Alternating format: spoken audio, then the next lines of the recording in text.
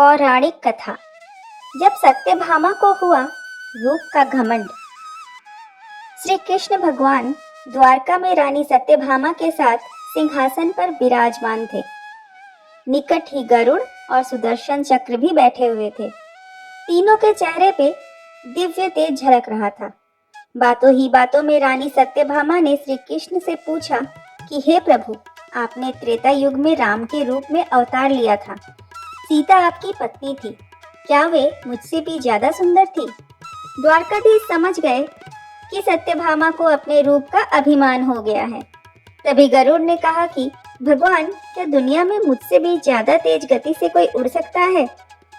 इधर सुदर्शन चक्र से भी रहा नहीं गया और वे भी कह उठे कि भगवान, मैंने बड़े बड़े युद्धों में आपको विजय श्री दिलवाई है, क्या संसार में मुझसे भी शक्तिशाली कोई है? भगवान मन ही मन मुस्कुरा रहे थे। वे जान रहे थे कि उनके इन तीन भक्तों को अहंकार हो गया है और इनका अहंकार नष्ट करने का समय आ गया है। ऐसा सोचकर उन्होंने गरुड़ से कहा कि हे गरुड़, तुम हनुमान के पास जाओ और कहना कि भगवान राम माता सीता के साथ उनकी प्रतीक्षा कर रहे हैं।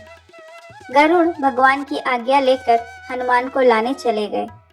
इधर श्री कृष्ण ने सत्यभामा से कहा कि देवी, आप सीता के रूप में तैयार हो जाएं, और स्वयं द्वारकाधीश ने राम का रूप धारण कर लिया।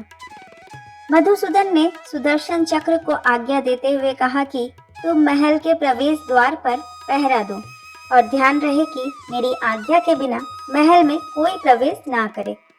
भगवान की आज्ञा पाकर चक्र महल के प्रवेश द्वार पर तैनात हो गए। गरुड़ ने हनुमान के पास पहुंचकर कहा कि हे वानर श्रेष्ठ, भगवान राम माता सीता के साथ द्वारका में आपसे मिलने के लिए प्रतीक्षा कर रहे हैं।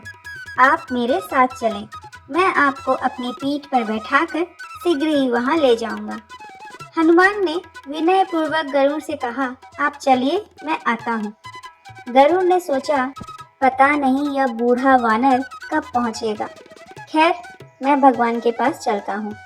यह सोचकर गरुड़ शीघ्रता से द्वारका की ओर उड़े। पर यह क्या, महल में पहुंचकर गरुड़ देखते हैं कि हनुमान तो उनसे पहले ही महल में प्रभु के सामने बैठे हैं। गरुड़ का सिर लज्जा से झुक गया। तभी श्री राम ने हनुमान से कहा कि पवन पुत्र, तुम बिना आज्ञा के महल में कैसे प्रवेश कर गए? क्या तुम्हें किसी ने प्रवेश द्वार पर रोका नहीं? हनुमान ने हाथ जोड़ते हुए सिर झुकाकर अपने मुंह से सुदर्शन चक्र को निकालकर प्रभु के सामने रख दिया।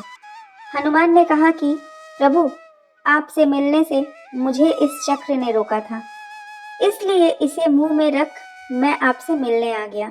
मुझे क्षमा करें। भगवान मन ही मन मुस्कुराने लगे। हनुमान ने हाथ जोड़ते हुए श्री राम से प्रश्न किया, हे प्रभु, आज आपने माता सीता के स्थान पर किस दासी को इतना सम्मान दे दिया कि वह आपके साथ सिंहासन पर विराजमान है? अब रानी सत्यभामा का अहंकार भंग होने की बारी थी। उन्हें सुंदरता का अहंकार था जो पल भर में चूर हो गया था। रानी सत्यभामा, सुदर्शन चक्र व गरुड़ जी तीनों का गर्व चूर चूर हो गया था। वे भगवान की लीला को समझ रहे थे। तीनों की आंखों से आंसू बहने लगे और वे भगवान के चरणों में झुक गए। अद्भुत लीला है प्रभु की। अपने भक्तों के अहंकार को अपने भक्त द्वारा ही दूर किया उन्होंने।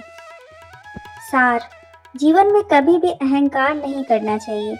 जरूरी नहीं कि आज जो आपके पास है वह कल भी होगा। अपने अंदर जरा सा भी अगर अहंकार आने लगे तो स्वयं ठाकुर जी हमसे दूर हो जाते हैं। ठाकुर जी को निस्वार्थ भक्तों की ही जरूरत है, अहंकारी की नहीं।